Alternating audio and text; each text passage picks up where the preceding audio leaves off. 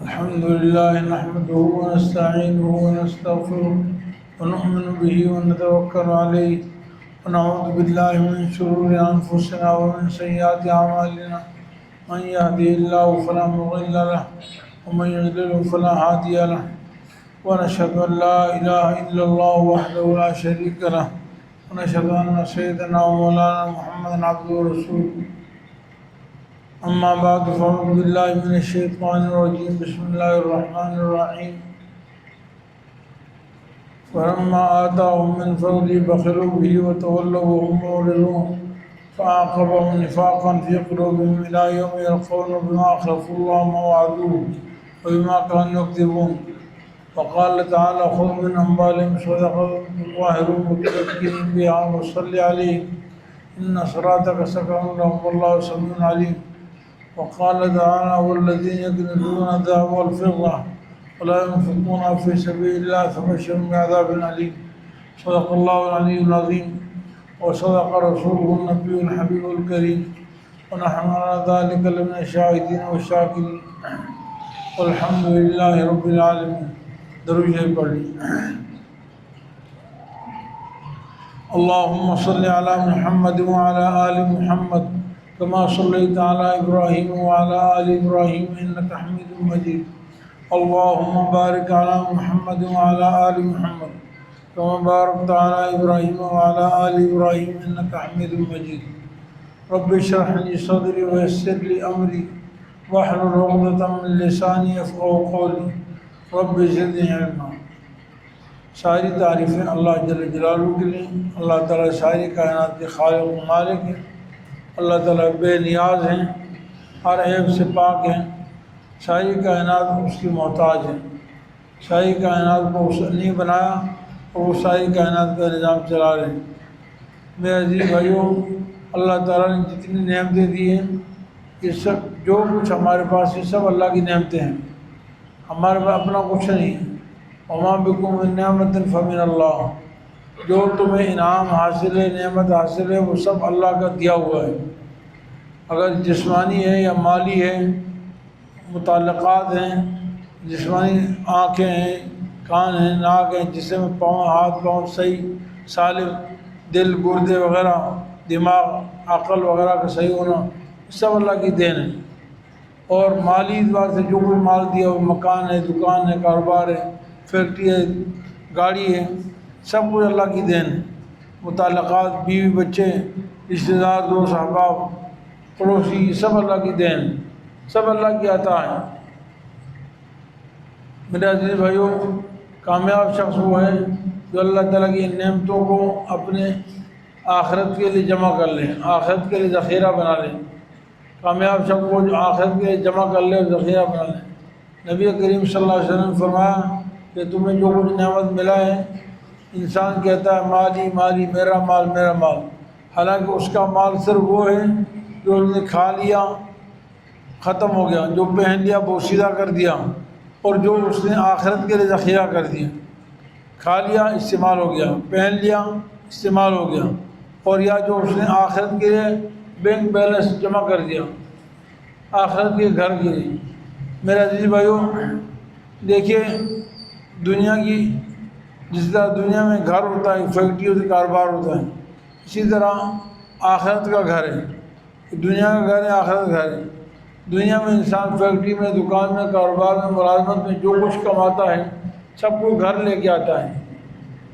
انسان اگر ملازمت کرتا ہو کہیں اور گھر کچھ نہیں لاتا تو لوگ اس کو احمق کہیں گے. وہ بڑی فیکٹری چلاتا ہے لیکن وہاں سے بچا کے گھر کچھ نہیں آتا تو رسول اللہ سب لوگ کہیں گے اس فیکٹری چلانے کا کیا فائدہ، تمہاری دکان کا کیا فائدہ. دکان میں انسان جو کچھ کماتا ہے گھر جمع کرتا ہے، کاروبار کرتا ہے، گھر لے کے آتا ہے، اور جو گھر لے آتا ہے اس کو کہتا ہے یہ کامیاب ہے. فیکٹری سے بچا کے لے آئے. اور انسان کو سکون گھر میں ہی ملتا ہے، نہ فیکٹری میں ملتا ہے نہ دکان میں ملتا ہے. حالانکہ گھر ہو سکتا ہے اس کا 5-10 لاکھ کا، 10 کروڑ کا ہو، اور فیکٹری اس کی 10 ارب کی ہو. فیکٹری بہت مہنگی ہے، دکان اس کی بہت قیمتی ہے، اس میں کروڑوں روپے کا مال ڈالا ہوا ہے. جس دفتر میں کام کر رہا ہے وہاں کروڑوں اربوں روپے کی فیکٹری ہے، دفتر ہے، آفس ہے. وہاں ایئر کنڈیشن لگے ہوئے ہیں، سب کچھ لگا ہوا ہے، اے سی ہے، بہترین سہولتیں ہیں، اعلیٰ قسم کی لائٹیں لگی ہوئی، اور گھر اس کا کچی آبادی میں بنا ہوا ہے، لانڈی میں بنا ہوا ہے، کورنگی میں بنا ہوا ہے، بنارس میں بنا ہوا ہے، لیکن کسی آدمی کو فیکٹری میں سکون نہیں ملتا، دفتر میں سکون نہیں ملتا۔ آپ نے دیکھا ہی کہ جتنے دفاتر ہیں ان میں مزدور لوگ یہ کہتے ہیں جی رات میں یہیں رہوں گا کیونکہ ہمارا گھر کچا ہے، ہمارا گھر چھوٹا سا ہے، کچا بنا ہوا ہے، مجھے وہاں مزہ نہیں آتا، میں یہاں رہوں گا، مجبور ہو کر رہے گا، لیکن خوشی سے سہولت، جس کو اپنے گھر جا سکتا ہے اس کو سکون وہی اپنے گھر میں آتا ہے، وہ کچا ہو یا پکا، چھوٹا ہو یا بڑا، اس میں عیش و عشرت ہو یا نہ ہو، لیکن جو سکون اس کو گھر میں ملتا ہے وہ دکان میں نہیں ملتا، وہ فیکٹری میں نہیں ملتا۔ میرا عزیز بھائیوں، بالکل اسی طریقے سے یہ دنیا کی مثال فیکٹری، دکان، کارخانے کی ہے، یہاں سے ہم نے کمانا ہے اور آخرت کے گھر کے لیے کمانا ہے۔ ہمیں فائدہ تب ملے گا جب آخرت کے لیے کچھ لے کے جائیں گے، اگر آخرت کے لیے کچھ لے کر نہیں گئے، دنیا میں 50 سال 60 سال کی زندگی گزار دی تو ہلاک ہو گئے، برباد ہو گئے، شرمندگی ہوگی، زندگی آمد برائے بندگی، زندگی بے بندگی شرمندگی، شرمندگی ایسا کچھ نہیں ہوگا، کیونکہ اللہ تعالیٰ پوچھیں گے اے میرے بندے تمہیں دنیا میں کمانے کے لیے بھیجا تھا کہ وہاں سے کما کے آخرت کے لیے لے کے آؤ، آخرت کے گھر کو آباد کرو، اس میں بڑے بڑے محل بناؤ، اس میں در بناؤ، آخرت کے گھر کے محلات، آخرت کے گھر کے سکون، عیش و عشرت، وہ باغات جو ہیں وہ دنیا کے اعمال سے ہیں، کس سے؟ دنیا کے نیک اعمال سے، دنیا میں اچھے اعمال کیا تو آخرت گھر آباد ہوگا۔ حضرت عبداللہ بن عباس کی روایت ہے، آپ صلی اللہ علیہ وسلم نے فرمایا کہ آخرت کا میدان بالکل چٹیا میدان ہے، آخرت کا گھر چٹیل میدان ہے، اب تم اپنے اعمال سے، تسبیحات سے، اللہ اکبر سے، تکبیر سے، لا الہ الا اللہ سے اس میں درخت لگاؤ، وہاں باغ بن جائے گا، بہت بڑا باغ بن جائے گا۔ اس لیے آخرت کی تیاری دنیا میں کرنی ہے۔ عقل مند انسان وہ ہے جو دنیا میں آخرت کی تیاری کر کے جاتا ہے، اور ناداں اور احمق انسان وہ ہے جو دنیا کو ہی اپنا مقصد سمجھ لیتا ہے، دنیا میں عیش و عشرت، دنیا میں کاروبار، دنیا میں فیکٹری، اس کو اپنا اصل مقصد سمجھ لیتا ہے اور آخرت کی فکر نہیں کرتا ہے، یہ بیوقوف ہے۔ میرے عزیز بھائیوں، اللہ تعالیٰ نے جو ہمیں مال دیا ہے یہ بھی اصل آخرت کی تیاری کے لیے۔ اللہ تعالیٰ نے مال میں کچھ ذمہ داریاں، حقوق مقرر کیے ہیں، وہ ہر مسلمان پر فرض ہیں اور وہ بطور عبادت کے ہیں۔ جیسے ہم روزانہ 5 وقت کی نماز پڑھتے ہیں، یہ ہماری جسمانی عبادت ہے، اسی طریقے سے سال میں 1 دفعہ زکوٰۃ دینا فرض ہے، وہ مالی عبادت ہے۔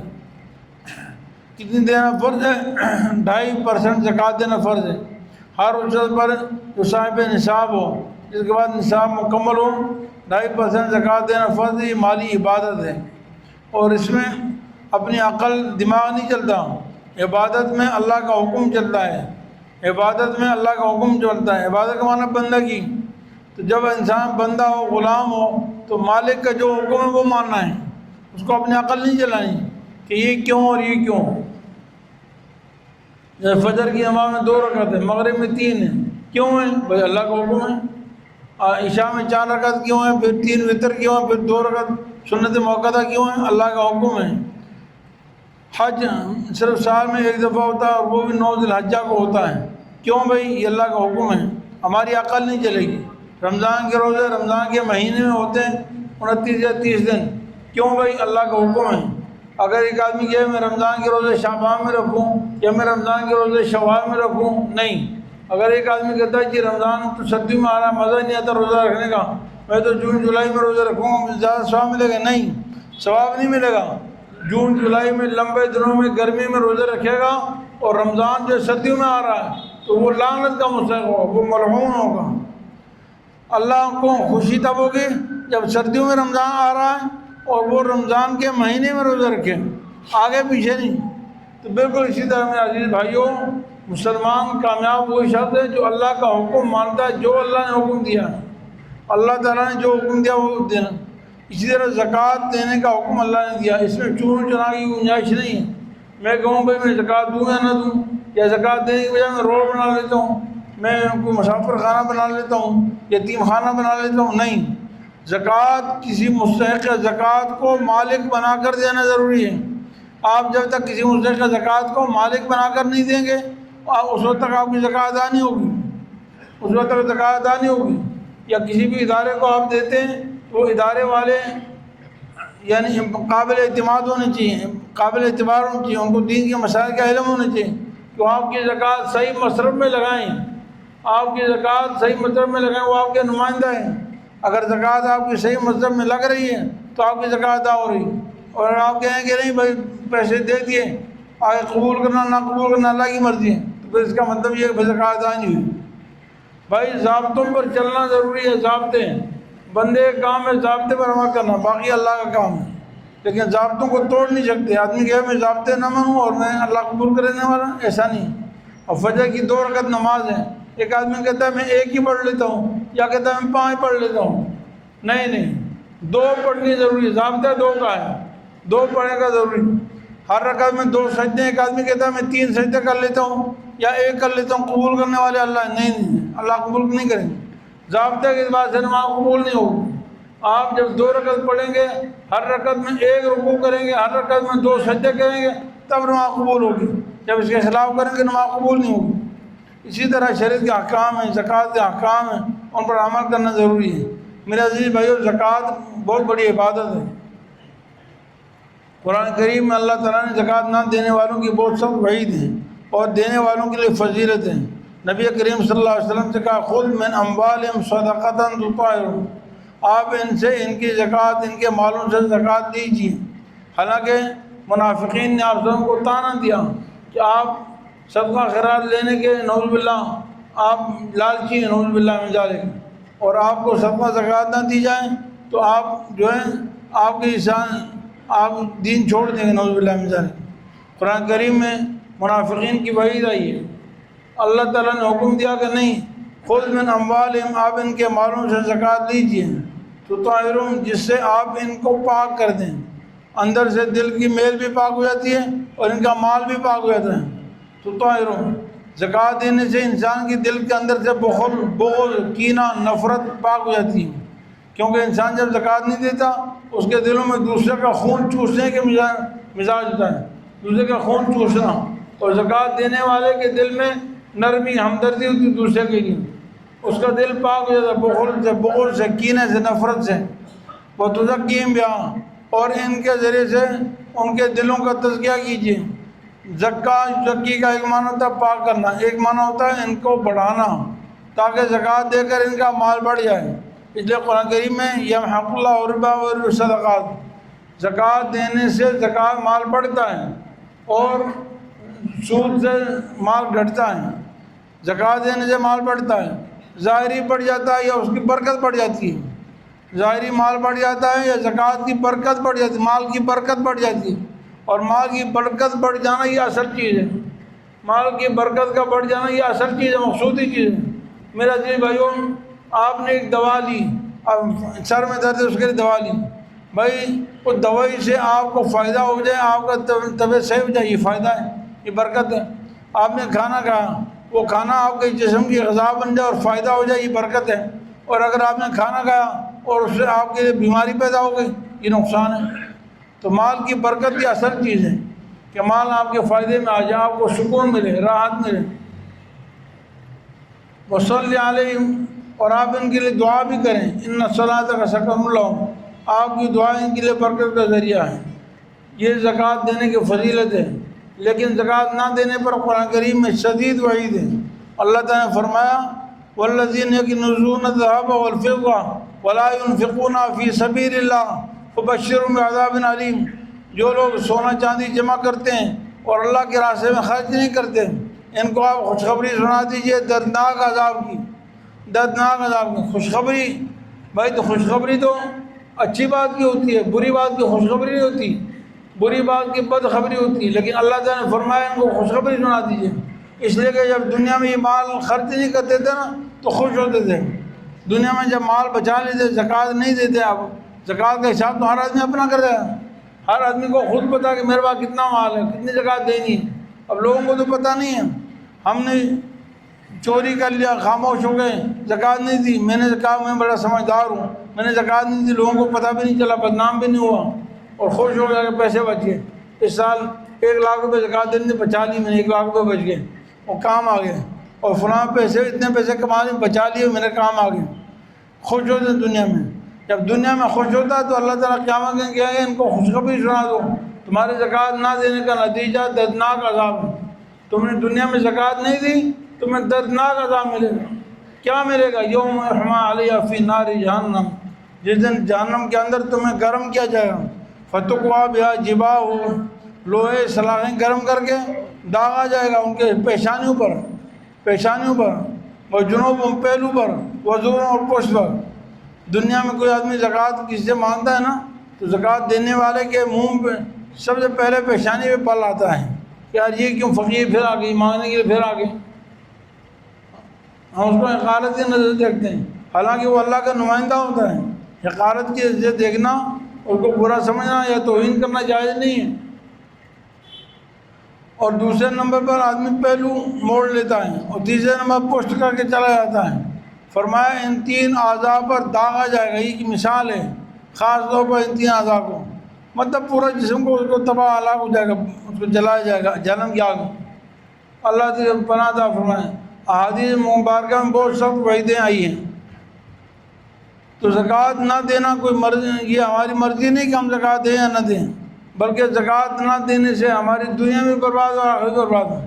حدیث میں آتا ہے خشکی اور سمندر میں جب بھی کوئی مال ہلاک ہوتا ہے وہ دوسروں کا حق نہ دینے کی وجہ سے ہوتا ہے، وہ دوسروں کا حق نہ دینے کی وجہ سے ہوتا ہے۔ یاد رکھو آپ کے مال میں دوسروں کا حق ہے، اسلام نے آپ کا مال آپ کو مالک نہیں بنایا۔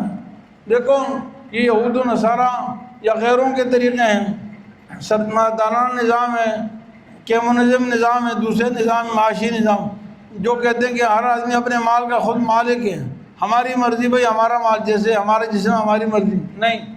شریعت یہ کہتی ہے نہ جسم ہمارا نہ مال ہمارا، یہ جسم بھی اللہ کی امانت ہے اور مال بھی اللہ کی امانت ہے۔ وَآتُوهُم مِّن مَّالِ اللَّهِ الَّذِي آتَاهُ، اللہ تعالیٰ فرماتے ہیں بھائی اللہ کے اس مال میں سے دو جو اللہ نے تمہیں دیا ہے، تمہارا مال نہیں، اللہ کا مال ہے، تمہاری ملکیت میں ہے۔ وَأَنفِقُوا مِمَّا رَزَقْنَاكُمْ، خرچ کرو اس میں سے جو ہم نے تمہیں دیا ہے۔ وَيُؤْتُوا مِمَّا رَزَقْنَاهُمْ يُنْفِقُونَ، ہمارے دیے ہوئے رزق میں سے خرچ کرتے ہیں۔ تو یہ بھی اللہ کا مال ہے تو اللہ کا حق ادا کرنا ہے۔ آپ کے پاس جتنا مال ہے آپ نے بھلے ہنر سے کمایا، آپ نے محنت سے کمایا، آپ نے ہوشیاری سے کمایا، آپ نے سمجھداری سے کمایا، لیکن اس مال میں آپ کے ساتھ دوسروں کا حق ہے، غریبوں کا حق ہے۔ اور حدیث میں آتا ہے جب بھی کسی کا مال برباد ہوتا ہے، ہلاک ہوتا ہے، تو وہ دوسروں کا حق کی وجہ سے ہلاک ہوتا ہے۔ خشکی میں اور سمندر میں جب بھی کسی کا مال برباد ہوتا ہے دوسروں کا حق ادا نہ دینے کی وجہ سے، اور دوسروں کا حق کیا ہے؟ زکوٰۃ۔ آپ نے زکوٰۃ نہیں دی، دوسروں کا حق مال آپ کے پیسوں میں شامل ہو گیا، آپ کا مال ہلاک ہو جائے گا، برباد ہو جائے گا۔ اس لیے میرے عزیز بھائیوں دوسروں کا مال دینا ضروری ہے، حق ادا کرنا ضروری ہے۔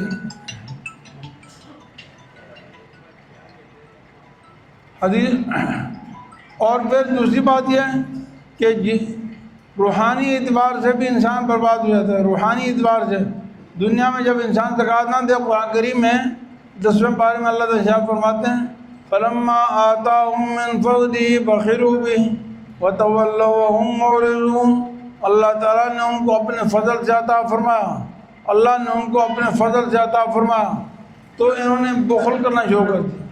جب مال نہیں ہوتا تو اللہ سے مانگتے یا اللہ دے دے، یا اللہ دے دے، یا اللہ مجھے کاروبار دے دے، یا اللہ مجھے دکان دے دے، مجھے فلاں چیز دے دیں۔ اور جب آ گیا کہتے جا، تو کون ہوتا ہے؟ یہ دکان میری ہے، یہ مال میرا، یہ کاروبار میری، فیکٹری میری، یہ دولت میری ہے۔ اللہ تعالیٰ کہتے ہیں فَلَمَّا آتَاهُم مِّن فَضْلِهِ، جب اللہ تعالیٰ ان کو اپنے فضل سے عطا فرماتے ہیں تو بخیلو بھی، اس وقت بخیل بن جاتے ہیں، بخیلو بھی، اور وَتَوَلَّوْا وَهُم مُّعْرِضُونَ، اور پیٹھ پھیرتے ہیں اعراض کرتے ہوئے۔ تو اللہ کہتے ہیں ہم کیا کرتے ہیں پتہ ہے؟ فَأَعْقَبَهُمْ نِفَاقًا، یہ دنیا میں سزا ہے، زکوٰۃ نہ دینے کی، صدقات نہ دینے کی، غریبوں کو ان کا حق نہ دینے کی، بیوی بچوں کو ان کا حق نہ دینے کی دنیاوی سزا، یتیموں، بے قصوں، بیواؤں کو ان کا حق نہ دینے کی دنیاوی سزا۔ فَأَعْقَبَهُمْ نِفَاقًا فِي قُلُوبِهِمْ، اللہ تعالیٰ فرماتے ہیں ہم ان کے دلوں میں منافقت پیدا کر دیتے ہیں. فَعَاقَبَهُمْ نِفَاقًا فِي قُلُوبِهِمْ. زکوٰۃ آپ نے نہیں دی، اللہ کہتے ہیں دل میں منافقت پیدا کر دیتا ہوں. فی قلوب، کب تک منافق؟ الی یوم یلقوا، قیامت تک، مرتے دم تک یہ منافق رہے گا. جب دوسروں کا حق نہیں دے گا ہم دل میں منافقت کی مہر لگا دیں گے، دلوں پر منافقت کی مہر لگا دیں گے. ابھی منافق ہوگا، ظاہر میں مسلمان اندر سے کافر، ظاہر میں مسلمان اندر سے بے دین، ظاہر میں مسلمان اندر سے بے ایمان.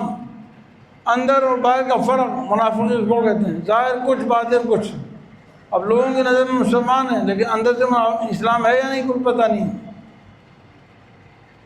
بما اخلف اللہ ما وعدوہ وبما کانوا یکذبون، بوجہ اس کے کہ انہوں نے اللہ سے جو وعدہ کیا تو اس کی مخالفت کی اور جھوٹ بولتے ہیں.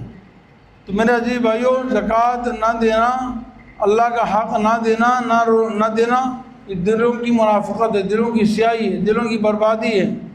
اس لیے میرے عزیز بھائیوں، ہم سب پر لازم ہے کہ ہم دنیا میں زکوٰۃ ادا کریں. احادیث میں بہت زیادہ وعیدیں آئی ہیں، اللہ تعالیٰ ہم سب کو آخرت کی پکڑ سے بچائیں.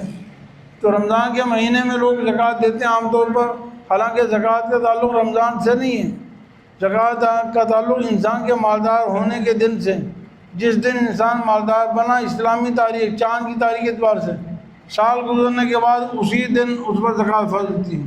خواہ وہ محرم کا مہینہ ہو، خواہ وہ رجب کا مہینہ ہو. یہ جو لوگوں نے شروع کر دیا کہ کھینچ تان کے لوگ زکوٰۃ کو رمضان میں لاتے ہیں، یہ بخل کی علامت ہے. بخیل ہیں، بخیل لوگ ہیں. رمضان میں تو اللہ تعالیٰ نے کہا کہ نفلی صدقات کرو، افطاریاں کرو. اب لوگ زکوٰۃوں سے افطاریاں کروا رہے ہیں. انا للہ، بھائی صدقہ خیرات کرو. افطاری کے لوگ افطاری میں زکوٰۃ دے رہے ہیں. خدا کے بندے، انا للہ. افطاری میں زکوٰۃ دینے سے وہ تو فقیر مجبور ہو گیا، آپ اس کو پانی پلا رہے ہیں، آپ اس کو کھجوریں دے رہے ہیں، اس کو آپ پکوڑے دے رہے ہیں، اس کو سموسے دے رہے ہیں. وہ مریض ہے، نہ وہ پکوڑے کھاتا ہے نہ وہ سموسے کھاتا ہے. تو یوں دیکھتا ہے پیکٹ میں کوئی چیز کھانے کی ہے، کھا لیتا کہتا ادھر پھینک دو، یا کنارے پر پھینک دیتا ہے، یا کسی کو ایسے ہی پکڑا دیتا ہے کہ بیکار چیز ہے. بھائی جو چیز تم اپنے لیے پسند نہیں کرتے اس کے لیے کیا پسند کرتے ہو؟ تو کیا تم چاہتے ہو تمہیں فیکٹری سے مہینے کی تنخواہ کی بجائے تمہیں پکوڑے دے دی جائیں؟ فیکٹری میں تم ملازمت کرو اور مہینے کے بعد تمہیں سموسے دے دی جائیں، تمہیں پانی کا پیکٹ دے دیا جائے، تمہیں بہت سارے کین جمع کر کے دے دی جائیں. تم پسند کرتے ہو؟ نہیں. ہر مزدور یہ چاہتا مجھے پیسے ملیں تاکہ میں اپنی من چاہی چیز لے لوں. مجھے کپڑے چاہیے کپڑے لوں، مجھے راشن چاہیے میں راشن لوں، مجھے قرضہ دینا میں قرضہ ادا کروں. اور لوگ جب زکوٰۃ کی باری ہم کہتے ہیں صدقہ ہم جو ہے افطار کروائیں. میں افطار مت کر رہا ہوں، آپ زکوٰۃ پیسوں کی شکل میں لوگوں کو. اصل ثواب یہی ہے. بہت سارے لوگ رمضان میں، بہت سارے ہم سب کا عادت ہو کہ رمضان میں زکوٰۃ دیتے ہیں اور رمضان میں راشن تقسیم کر رہے ہیں. فقیروں کے گھر میں آٹا خراب ہو رہا ہے، میں کیڑے پڑ رہے ہیں، راشن برباد ہو رہا ہے، بیکار ہو رہے ہیں. اور دکانوں میں 1000 روپے کے راشن کا تھیلا 200 میں بیچ رہے ہیں، 1000 روپے کا گوشت 500 میں 200 روپے میں بیچ رہے ہیں. روڈوں پر بیچ رہے ہیں، لوگوں کو بیچ رہے ہیں کہ بھائی لے لو، بیکار ہے، کسی کام کا نہیں. اس لیے سب سے افضل زکوٰۃ یہ کہ آپ پیسوں کی شکل میں غریب کو دو تاکہ وہ اپنی من چاہی چیز لے لیں، جو اس کا چاہے لے لیں، اپنی مرضی سے تصرف کر سکے. بارہ میرے عزیز بھائیو دوستوں، رمضان مبارک میں زکوٰۃ ادا کرنے کو ضروری سمجھنا یہ غلط ہے، یہ بیوقوفی ہے. زکوٰۃ آدمی اسی دن ادا کرے جس دن اس پر زکوٰۃ فرض ہے. پھر رمضان میں جتنا ہو سکتا ہے نفلی صدقات کریں، خیرات کریں، افطاری کروائیں، جو مرضی کروائیں، نفلی صدقات کریں. اللہ تعالیٰ نے انسان کے ذمہ صرف زکوٰۃ نہیں لازم کی بلکہ اور نفلی صدقات وغیرہ اللہ کی محبت میں خرچ کرنا، یہ ہے اصل نیکی اور تقوی کا کام. اللہ تعالیٰ سے علماء آپ سے درخواست ہے کہ علماء کرام سے مسائل پوچھیں. بہت تفصیل ہے کہ زکوٰۃ کس پر فرض ہوتی ہے. یاد رکھیں سونے چاندی پر اور کرنسی پر ہر حال میں زکوٰۃ فرض ہوتی ہے.